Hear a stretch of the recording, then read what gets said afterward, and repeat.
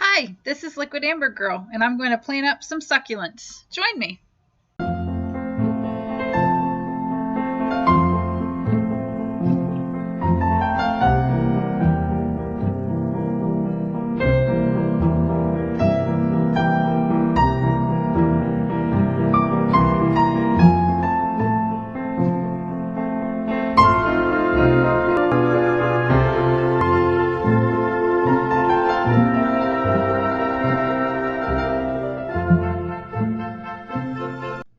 Liquid Amber Girl Gardening. Let's begin by finding your plants. Actually, I do this two ways. Sometimes when I see succulents, I am inspired and go find a planter to fit them in, or sometimes I find a planter that inspires me to go find plants that will look good in it. Either way, make sure that you have a planter and an appropriate number of plants to fit in it. With succulents, you can actually fit quite a few, so you might want to make sure that you have more plants than you will actually need. Gather up what you need, which isn't much, just a container to put your plants in, your succulent plants, which we already said you might want to have a few extras because we can squeeze a lot in there, and potting soil that is mixed specifically for succulents.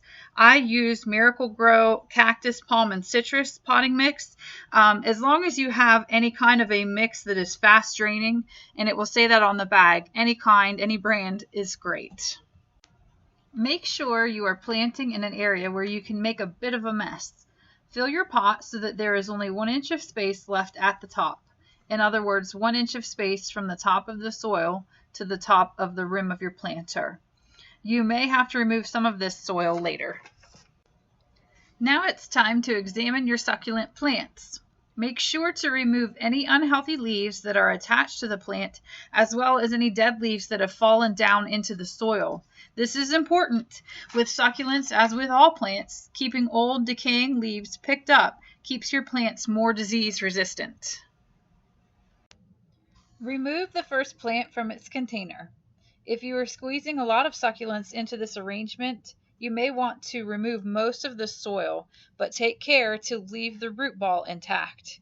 If you will be leaving a lot of space between your plants, then you can just leave all of the soil around the root ball. Place your first plant into the pot. Use your hands to tuck the soil around the root ball. Do not leave air pockets, as this will cause root rot. Continue potting up your succulents one at a time until you have your planter filled the way you want it.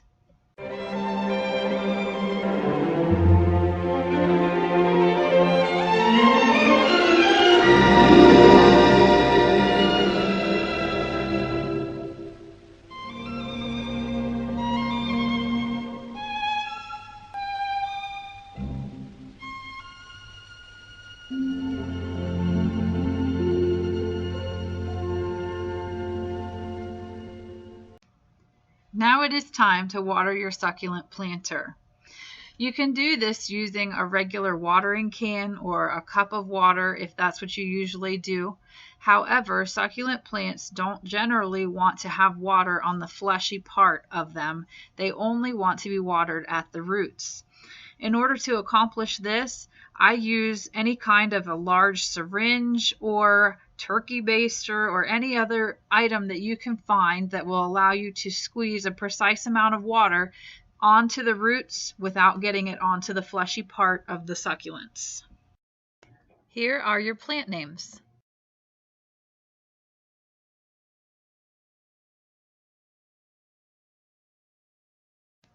Determining when to water your succulent plants can be a little tricky. You have to take into consideration where is your planter located. If you are keeping your plants inside, they probably only need to be watered once every 10 to 14 days. If it is summer and you have your plants outside, they'll probably need to be watered once a week.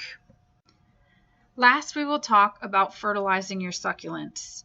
I like to use this Miracle-Gro, which is a succulent formula. It comes in a foam form, which I really like because I can just pump the foam down onto the soil, not getting any on the plants, and water it right in. You should probably do this every 2 weeks, but depending on the type of fertilizer that you want to use, just follow the directions on this container. And now, my friends, we are finished.